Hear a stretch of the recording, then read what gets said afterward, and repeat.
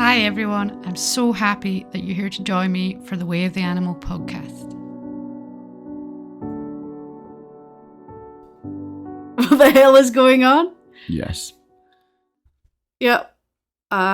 We just thought we'd do one where we're talking about what's happening in our life that is, obviously affecting us. It's our life. And also just making the podcast a little bit more sporadic again, just because of life. Life. So what's happening, Alastair? I don't know, how far back do you go? Oh my god, let's not do the whole big story. The whole big saga. No. We're not going to talk about how good immigration is. No, I don't want to get into the depths of that. I don't think it's helpful.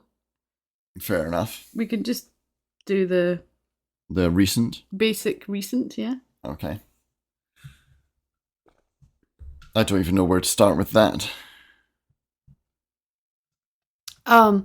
Well, it's currently the visa that you have is going to run out in February. Yeah. And it's an open visa, and they'll not renew an open visa for you. Work visa. So that's fine. We're in for residency, and we thought we've got good points for the residency, and we thought they were doing agricultural draw this year, and therefore we'd get drawn for residency, in which case you can reapply for an open work visa, because it would be a bridging open work visa until a residency came through.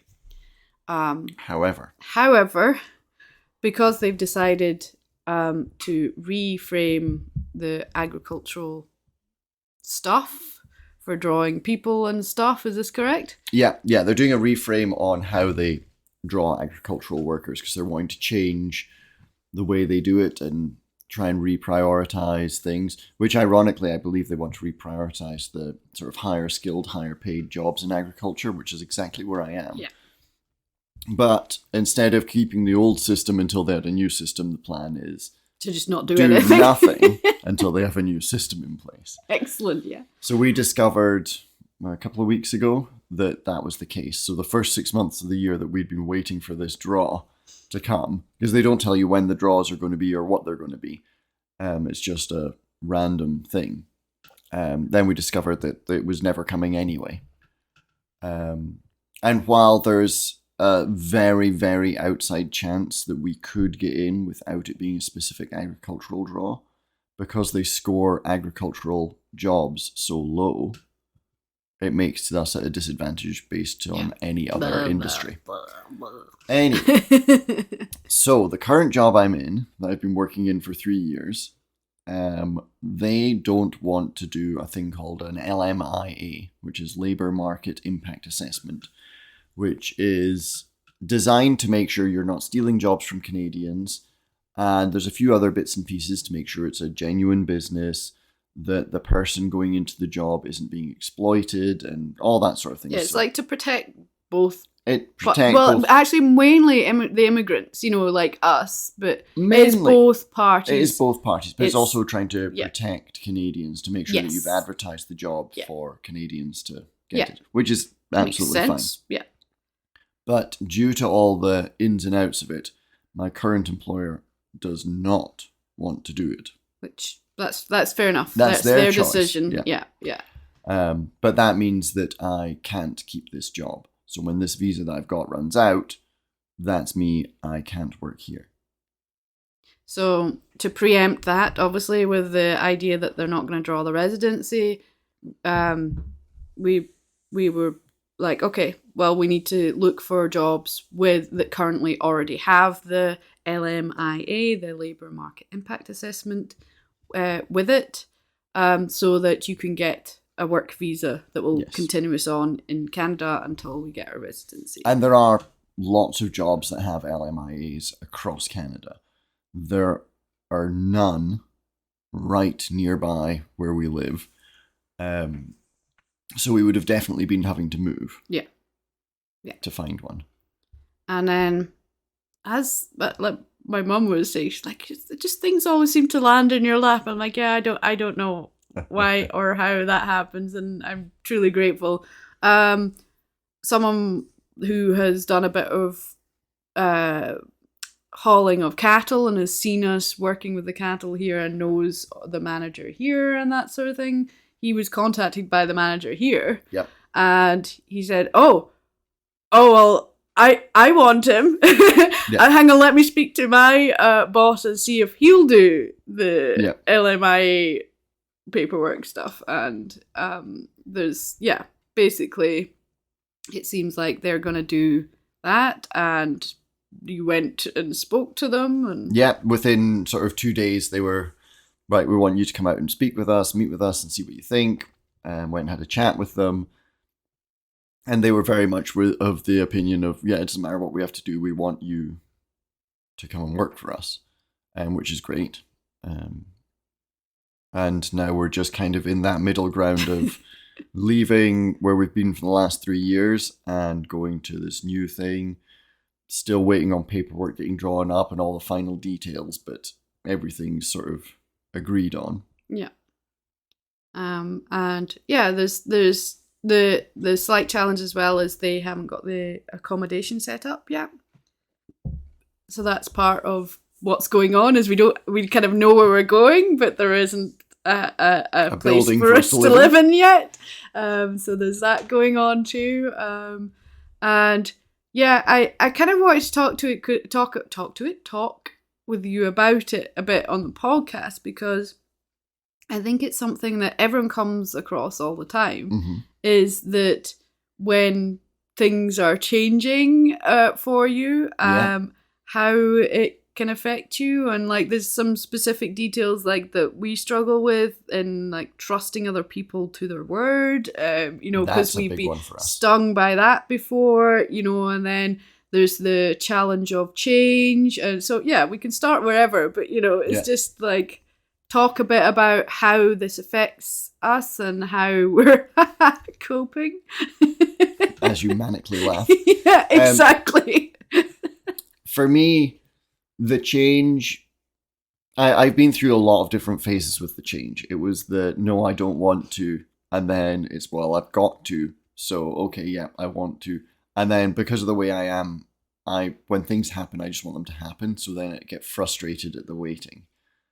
But the one that's been the biggest and the hardest thing for me is the trust. Because we've been stung so many times. Like I say, at the moment, nothing's signed, nothing's agreed.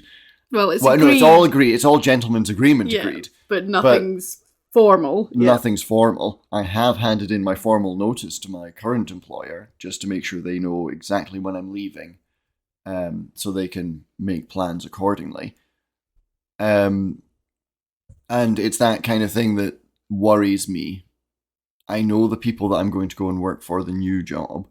I feel like I can trust them, and I do trust them. But it's that feeling of stepping off a dock or a precipice or something and not quite being sure the thing that you're about to step onto is going to be there. Yeah. There's no guarantees. Yeah. And there is no guarantees. No. Something. Well, in life, happen. Like, there's no guarantees because, for people that are creating something for you or creating a job for you or whatever is happening, like something can happen to them that just takes it all away because of their life, Exactly. And so there's like, that's as much as that's not a trust issue with them, they're not taking it, it's just because their life, they're like, actually, this is more than I would bargain for, and I think that's something that we keep worrying about is them sort of, for me, it's like that the realization of, this is a lot of work. Is this really worth it? And to them, you're just a number, a person who they've been told is good at doing their job, but you haven't proven yourself yet. That's the thing I'm hopeful for, because at the current job, my manager knows that I'm good at what I do. But very much the people who own the company, I'm just a number. Yeah. And most jobs, it's like that. The people you work with know your value. The people who own the place, they have so much going on with their business and their life. It's like you're just another person that's doing a job that's getting paid, and that's you can just be replaced with someone else. That's it. That's true in any job everywhere. It is true in any job, but I think it's a big failing of all owners. Yeah, because this place particularly, if you compare what it used to be to what it is now and what it will be once I leave, it's like they're shooting themselves in the foot. Yeah. But it's like, you know, sometimes it's not until the horse is bolted you realise you should have shut the gate, you know? Yeah, 100%. Yeah, that's it. It's just like... But hopefully this new place, because they're so adamant. But do you feel as well like there's that pressure now? Because they're good? putting in accommodation. Like, I feel like they're doing a lot for us, and then it's like, oh God. Well, the person I've been speaking with there, like he said, they have to put in accommodation for anyone they're getting. They're at the stage where they're needing people, it. Yeah. And they need to put in accommodation for it. What they've got now and what we're kind of forcing their hand with is they've got the opportunity for someone who's very good at their job. Yeah. And that is worth... Yeah, you've got all the years of experience and you get jobs done, you know. And you know, I think a lot of, for agriculture, it's probably the world over, but certainly in Canada, there's a lot of inexperienced people looking for jobs. Yep. And that's how you get experience. That's fine. Absolutely great. But, you know, when you only have a very small number of people like that actually work the job together, like having one who knows what they're doing and then one who's inexperienced means that the one who knows what they're doing have to work really quite hard. The one who knows what they're doing ends up doing both jobs. Yeah. And I'm a big fan of people coming into new industries and learning things. But it can be hard depending on the situation you're in, and both places, this place that we're currently in and the place that we're going to go to, have got a lot of work to build them up. They're kind of just getting going. There's a lot of input needed. And when you're in that sort of position where there's a lot of work to do that requires a skilled hand, you get an unskilled person in who needs training.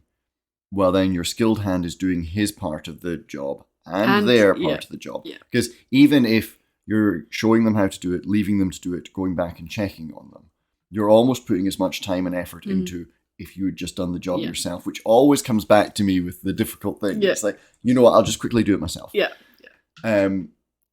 So it's very difficult. So that's why they're so excited about it, that they can get another experienced hand, because they have two others and then another. I mean, they've got other people that work there that are gaining their experience and are doing a good job now, but it's taken time to get to that stage. You know, experience and work ethic seems to be an issue in this area. I think it's an issue the world over these days. I think it's sort of a little bit of a sign of the times. I don't know what's happened, but it, you know, it's just different. And I don't know as well, like, you know how they say that people, circumstances and things, that I think it's Peter Crone that says it, you know, and it's just like, like it'll keep showing itself to you until you let part of that go as well. It's an interesting one because I don't know what the work ethic thing is, because it didn't seem like it was a problem, 20, 30 years ago.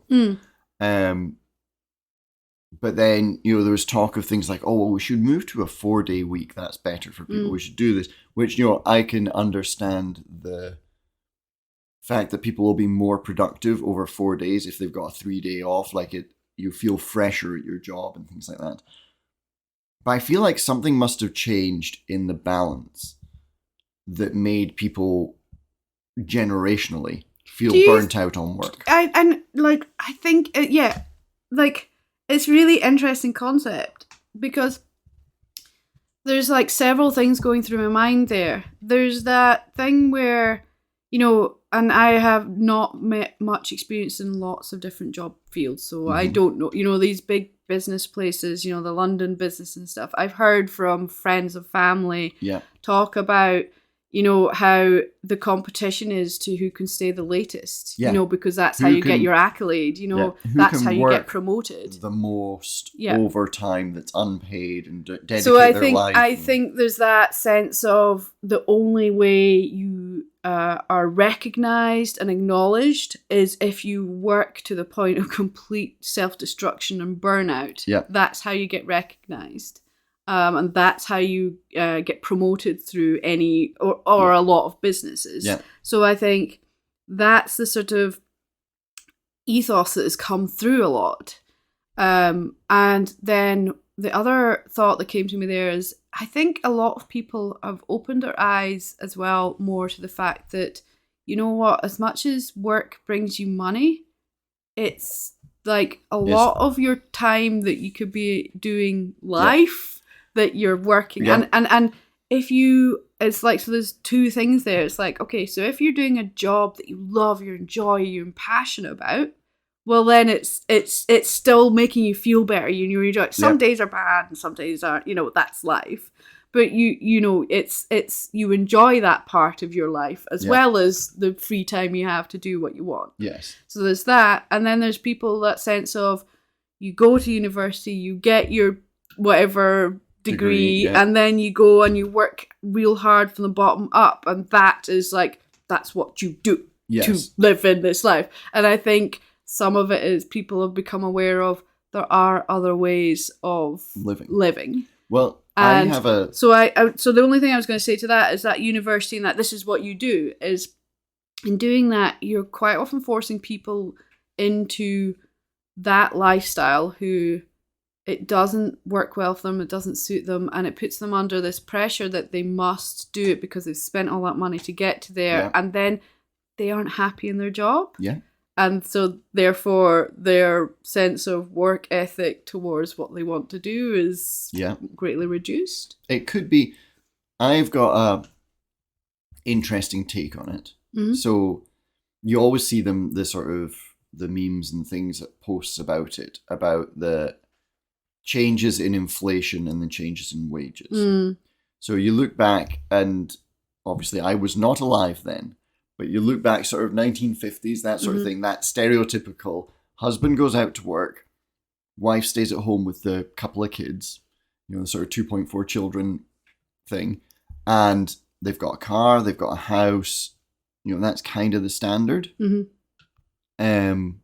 But now you need two wages. But now you need two wages. Now you're at a situation, there's a lot of people who have got two wages coming in who are looking at the housing market going, well, there's no way I can ever buy a house. Yeah. So do you think part of that just sort of, what's the point in working if it isn't going to provide me with a life I wanted? It's still like we talk about this sort of greater awareness of how and what you're doing is impacting your, realizing that even though you've been told that this is what you should do, that actually it's not, doesn't make a lot of sense sometimes. And I think faced with that doom and gloom, no matter how hard I work, I'm never going to get there. Yeah.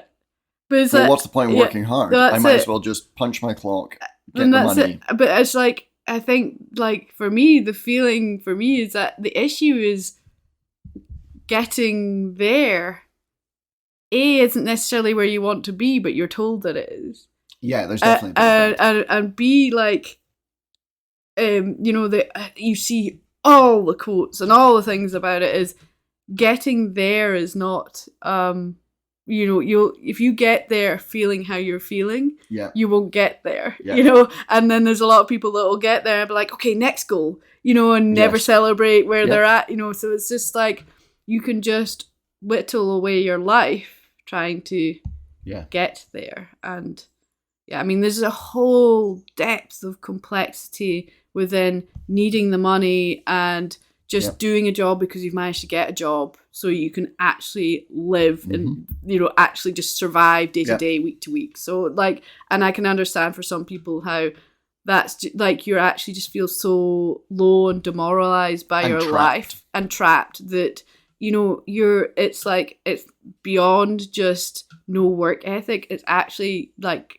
feeling pretty depressed about your life and yourself. And so it's like, in that energy, it's really hard to try hard to take responsibility, to really do a good job, because you're just so, like, you're so challenged by your own sense of being, So, I think, like, as well, the mental health of a lot of people in the world right now is real low. It's struggling. And so, sometimes it's interesting. There's so much stuff that comes up when you think about this, because I think about when I do jobs and things, and the sense of satisfaction I get from feeling like I've done a good job. Pride. That pride I get in my work. I'm like, I did a good job there. Yeah. And even to the degree that if not everyone thinks it was a good job, it doesn't bother me as much because I believe it was a good job. I believe it was. You did the best you could. I added value. Yeah. Do you think there's some of because a lot of thought and schools and upbringing have gone away from sort of the awards and things like that? You know, it's that participation medal sort of thing. No, they haven't though. They've gone the other way.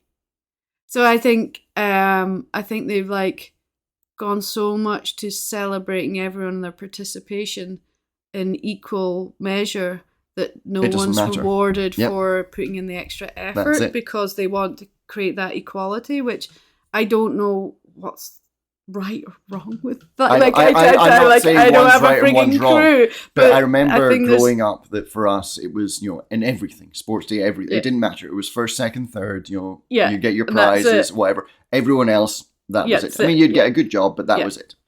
You didn't win. But I think there's now a lot of. And I wonder if that transfers into the workplace. It's, you know, well, it doesn't really matter. I know I've never been part of a work union. Yeah. I know work unions are very strong on people not standing out. Because if you stand out, then that makes everyone else look bad. It looks bad. Yeah, well, that's it. And yeah, perhaps that part of it is like not wanting to rock the boat, you know? Yeah. Not creating tension with their fellow co-workers because it, you know... That's it. I mean, I've experienced that in various workplaces, tension over doing a good job and other people being sort of reprimanded for not doing a good job and then them having tension towards me because, well, of course, he did a good job. You're showing me up. Yeah. Yeah. I mean, that's not a problem on me. Yeah. And that, like, it's really interesting. But yeah, so... I love how we started out with what's going on and ended up in work ethics. I think it's like because this is what the job market seems to be like. You know, there's a lot of struggle with that at the moment. You know, but linking back to what your mum said to you about how things just land on our laps, that's because work hard, good work ethic. Yeah, yeah. Well, that was the funniest thing. That's you take your CV to your job talk interview with the people, and they didn't even look at it. They didn't want to see. They weren't bothered. They knew it was the proof of from other people what you did. Yeah, that I worked hard and I got stuff done. They always talk about word of mouth is the best way. You know, 100%, and it's so true because it's like reviews. You know, you see the reviews on things. That's what makes you make the decision, not what someone says about themselves. Yep. You know, you choose a Airbnb, a hotel room, you know, a product on the reviews, not on what the person has created about themselves. Because we're all fully aware that everyone, when they're selling, embellishes. They say that they're great. Exactly. So yeah, it's yeah. And do you want to move into like the challenge of change now? Sure. Because that, like, for me, it was like, oh, this is happening. You know, the initial, oh, this is happening, we're not getting chosen. Well, now there's big changes coming. And it's like, for me, the biggest resistance was, I don't want things to change. Yes. I mean, that's been a really hard one because outside of work, our home that we've got here in our garden, like in the last 3 years, it's really nice. Yeah. It's really started to feel like home. And that's hard to walk away from. Yeah. And I think like we have that thing is we've never owned our own place. No. And I'm not in a rush to either until I find the place that I really want. But because our jobs are always tied, our home is always tied to our job. It's something with agriculture is quite often accommodation is provided and it's tied to the job. Yeah. So you get what you get. Realistically, it's a way to pay you less. Yes, yeah. And yeah, but in this day and age, it's probably working out pretty good. Oh, no doubt. Yeah. If we had to be paying a mortgage versus getting basically a free house, it was great. So there's that sort of, I've spent my time and energy making this place feel like a home for us and, you know, getting the garden up and running and really just it's really come onto its own this year. It's really just... It's starting to... Well, we were looking at that picture of the flower bed out the front, and it's really started to fill in, mature out. Like, it really looks good. Yeah. And so, like, that's always like, oh. And I have to say, like, I just had that denial. You know, they talk about grief and things like that, where you go through the phases. You were very much like, in the I don't want to. I don't want to move. And then I was like, well, we have to, but I don't want to, you know, and I've had to work through that. Mm-hmm. And now it's kind of in a phase where it's probably not great, but at least it's a bit better than resistance. So I'm just like, oh, whatever, then fine, I'll figure it out, you know? Yeah. Which is That's good. Not a great but it's a bit, it's like, I'm starting to get a little bit excited. I think I'll be happier when I know what we're moving into. So this is a challenge. I don't know what we're moving into. Yeah, the unknown. Yeah. Fear of the unknown. Yeah. I mean, the one thing I feel with that is we've moved into various... A lot. So places. We were talking about it. 10 moves in 20 years. Yeah. So every 2 years. Yeah. On average. Well, it's not worked out that way. Yeah, it's not every 2 years, but like if you average sometimes there was a lot of moves in a year. Yeah. But yeah.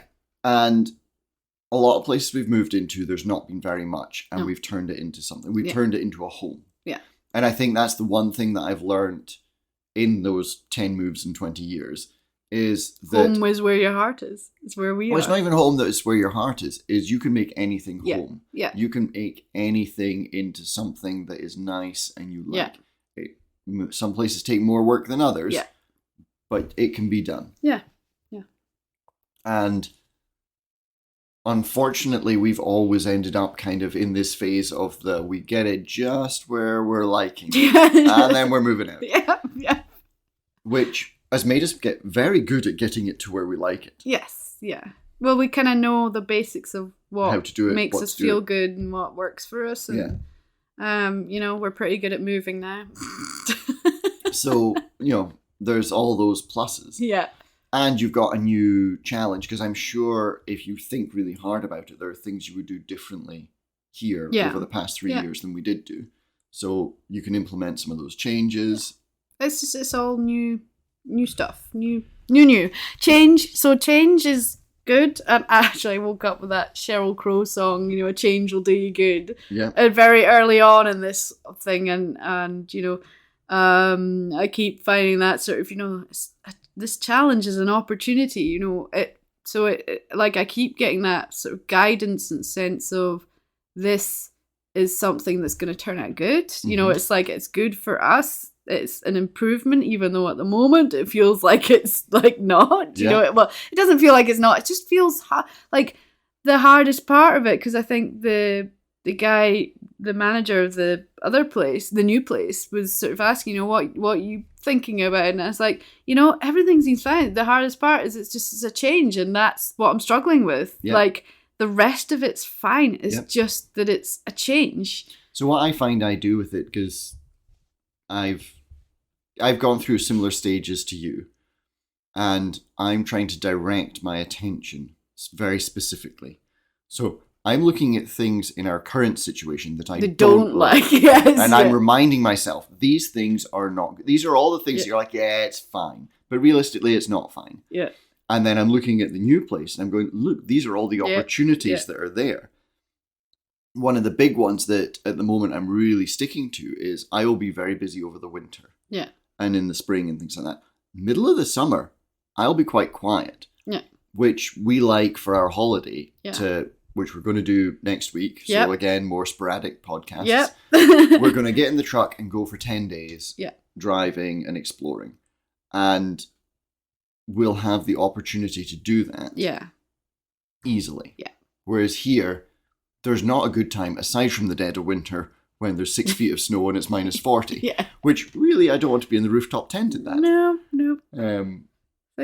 So like, you know, that's a great it. I think that's it. And you know, that really takes us into that sense of, and it's the main guidance I've been receiving and hearing and feeling into, is this change my perception of it. You know, my perspective, how I feel it, my mindset, because that's what's happened, is because I fear the change and the unknown and this whole new thing, Mm-hmm. And understanding that, like, if I keep focusing on all the things that I'm unsure about, I don't even know if they're negatives. I'm just unsure. Yep. You know, I don't know. This is new. I don't know. Will I like it? Will I not? Will it be hard? Will I not? You know, it's like, I don't know. It's in the future. I can't tell how it's going to be, you know. That's it. I just need to not focus on those and think that they are going to be a challenge. What you're doing is you're focusing on things that don't exist. Yeah. You're creating things it's the that could be future. I'm negative. creating stories in the future. And even worse than that, you're creating stories in the future that could be negative. Yeah. That you could draw parallels to say that they'd be fine. Yeah. Well, this is it. And then the problem is, I think, you know, it's very easy to take that unhelpful mindset with when you move.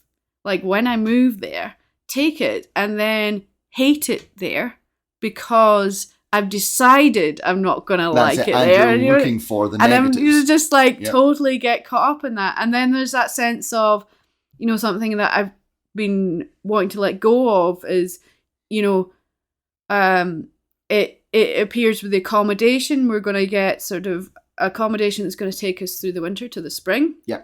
Probably something quite small and basic. Something smaller, and then look at putting something better in next year when we have the time to do it. And it's just like that sometimes, because I want it to be, it's like the words that are coming out here and understanding now, like hearing and thinking, it says, I want it to be perfect the minute I get there. Yes. But that's an absolute impossibility. You're moving, so all your stuff's packed up and you're going to have to unpack it. And we all know when you unpack from moving into a new place that you rearrange the kitchen about 6 times because you never decide where things go. And speaking for the men among us, yes, that's very annoying. What, like, rearranging the kitchen? Wherever you put it the first time is good enough for me. No! You don't need to move the plates every 3 weeks. No, well, it needs to be in the place that feels like it's in flow, you know. But anyway.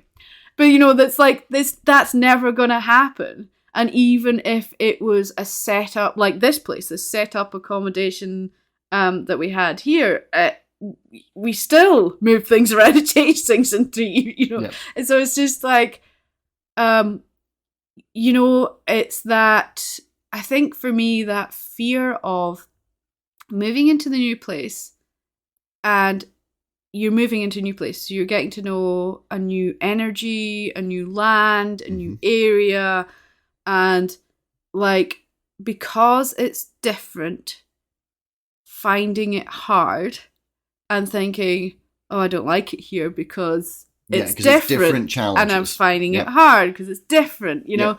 And I think that my fear is doing that, and then be like, well, I don't like it here, and then, well, now we're here, you know, we're stuck here, you know. It's just like, but this is just all my fears coming up about it, and I even just talking about it now is allowing me to understand that that's just like perception about the future, that I don't know what it's going to be like. So some of the ones that I think about, so like you said, we're going to be in a smaller, more temporary thing over this first winter, and then they want to get really working on something new and better in the spring, which I'm excited about, because that means that we could get something really kind of tailored how we want, which would be quite nice.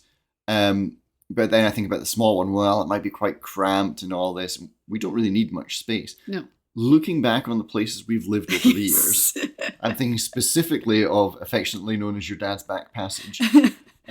We used to live in what was basically your bedroom as a kid. Yeah. It had an ensuite bathroom. And a corridor to it. And a little corridor to it. We had our kitchen in the corridor, and in what was your bedroom, we had a sofa that folded down to the bed, and that was where we lived. Yeah. And honestly, the only issue with that was that the neighbours kept coming round too often. My mum's chest freezer was in our kitchen. Yeah, that's it. So every evening you'd hear, just getting some stuff from the freezer. But like that, realistically, that's the only thing I ever remember about that being like, oh my god, the neighbours are in again. It's in that freezer every 10 minutes. I know. But sometimes it was great. She'd bring food. I've made some scones. Yeah, we've got leftovers. Oh, great. Yeah, I've got some leftover for it. Yeah, great. Okay. In fact, you know what? I've got a big pot on. Why don't you come over for dinner? That was, always perfect. Yeah. But the thought of that, Yeah. at our stage, moving into something that was like that size, doesn't bother me in the slightest. My like, it's that whole thing. Like we've had it slightly bigger, and this is quite a big place for us. This is bigger than we really need. Massive, really, for what we need. But it's been nice to have individual spaces for things. So you've had a little room where you can have your gaming computer and sort of. I've had a little room where I could have my office and that sort of setup. And How then does yours get called an office and mine's the gaming computer? Okay, sorry, I don't see you doing much office stuff in yours. I don't see you doing much office. Well, fine then.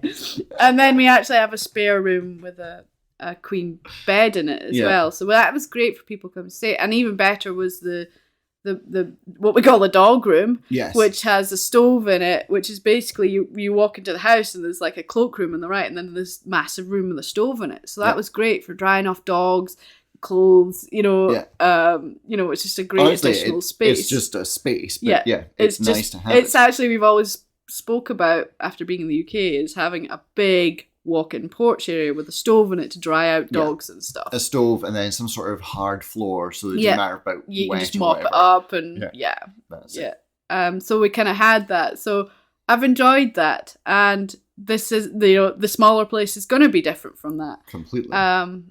Less area to clean, so Yeah, there you go. the kitchen has a lot of cupboards here, and I don't think there'll be as much in the new one. I filled all the cupboards here as well. I have They're filling all the cupboards, they're filling all the house, they're filling all the rooms. Though that's because you have space. It's you like fill it. when you've got a shed, you fill it. It doesn't matter how big your shed is, you fill it. We've also lived in our little touring caravan and stuff. Yeah, which was 7 meters long or something. Yeah. And that included the hitch for the trailer. So it was way smaller on the inside. Yeah. And we lived in there. We did have the awning on it, which made for a nice... Well, that was great for the 7 dogs we had. But that made for the nice sort of porch area. Yeah, that's it. It's just... So that'll be interesting. Mm-hmm. Because I collect all the herbs and stuff, I have, and I tend to have bulk flour now for making sourdough stuff. It's just going to be interesting how I'm going to play with my kitchen space. And it doesn't matter, when it comes down to it, does any of that matter? No, not at all. And so that I just know that will get figured out. But just that it's the resistance to the change and then the fear of the change and not knowing what it's going to be like. And, we've done it in every single place and we've survived and we've made something out of it. Yep, that's it. So it's honestly, when I think about it, some of the bigger places we've been in have been places I've liked the least. Yeah, oh God, yeah. Just too big. Yeah. Just ridiculous. So much cleaning. Honestly, where we are now is close to a perfect size. This is great for what I like about this is most of the time we don't need some of the room in it. Yeah. But because we live in Canada, family coming out to stay and stuff, the amount of space we have for that is nice. Just perfect. But that doesn't once a year we have a few people come to stay. It's not like it's all the time. Yeah. So the rest of the time it's just extra space that we're like, hey, we can just put that in there. Because the spare bedroom, basically, we don't use. The spare bedroom we use to air out our kickboxing stuff and store a few bits and bobs in it. That's it. But yeah. So yeah. I think that was the thing, was just letting go of the resistance of the change and the fear of the unknown, and understanding that I've done that 10 times now, and that every time it's worked out, and every time leaving it, you felt similar. Yes, yeah. So, yeah. Yeah. Oh, and amongst that, we let go of our old boy Juki. Yes. Last week. Yeah. He was 16 and a half. Yeah, he did well. So... He was quite stubborn, though, about keeping going. Yes, he was. Although towards the end, he'd lost some of his... spark. Yes, definitely. That was when we made the decision to... Yeah, things were just getting a bit tough for him. Yep. So, lots of change. Well, you love change. Oh, yeah. Yes, it's great. What was it? I've been working with the healer, and one of my things was I find triggers quite hard. I can't remember the exact phrases, but then I was to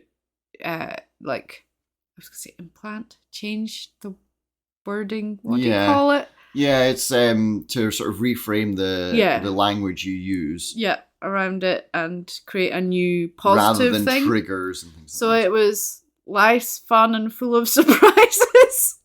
Exactly. I think that was the rephrase instead of being triggers scare me or something like that. It was life's fun and full of surprises. Actually, I must contact the healer I'm working with because I think you'd find that quite funny right now. But it's true. But yeah, it is. It's surprise. As much as it may feel like it's triggering, it's only triggering because I'm scared. It's not because it is actually a bad thing. It's just a lot of the fear comes from, like you say, the unknown and things you're creating, which aren't real. And everyone experiences that. Like most of life is unknown. You can't predict nothing. You know, it's just like look at the weather forecast. Yeah, it's just you've got to live with it. Yeah. So yeah. And that's a good, comprehensive chat about what we're going through. Yep. And maybe there's other people going through probably not the same situation exactly, but like changing situations. Yeah, changing situations, the ups and downs of just life in general. Yeah. But life changes, and the thing that I have utmost faith in is that we will always make it work. Yeah. Yeah. So I'm still not 100% sure on the hour-and-a-half drive to kickboxing, though. Well, I'm sure we're going to be doing it. Oh, I'm definitely going to be doing it. That'll be another adjustment that we get to make. Yeah, I'm not sure what the positive opportunity there is. That we can still go to kickboxing. Yes. That's a positive opportunity, definitely. Yeah. And it is something we considered greatly about all our places. Yeah, like not really wanting to leave this area because we love the community at the kickboxing and we love how... it's keeping us fit, especially at our age, into our 40s now. Well, you're about to be 40 in September. Me in my 40s is like I am fitter and stronger than I've ever been. And then how much it helps, like emotionally and my nervous system and everything regulate as well. And then seeing people that are so lovely and enjoying having a laugh. Community. Yeah, so it's just like that was something that was, if we can stay in this area, it's worth we it. will. Yeah. Just a lot of it just for that kickboxing. Oh, yeah, 100%. Yeah.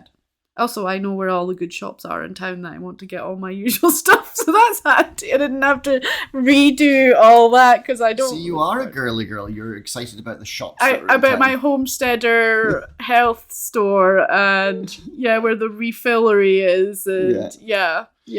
Shopping was an important where part the best fruit and veg is, and these are hard things to find sometimes, you know, and especially when we're moving to the new places. Like I'm 100% sure Amazon doesn't deliver it there. I'm not quite sure how that will work, and that's fine. We don't order a lot from Amazon. It's so easy though. I sometimes use it for things I'm like, I have no idea where I'd find that in town, and so I just get it on Amazon. I know from experience through work with town, because we always talk about this. Like buying stuff in town these days, in this day and age with internet shopping, the only benefit from going into a physical shop is you can walk in, buy it, and walk out with it. Yeah, you have it immediately. However, I know for a fact in town a lot of the time you can't, and they're like, we can order it in 2 to 3 weeks. It's like, I can order it online and get it in 2 to 3 days. What? Yeah, that's it. The only reason I came in here is so I could pick it up now. And that's why I like my certain shops that I go to that to not buy things online because I know they have the things I want, and that's supporting those businesses. But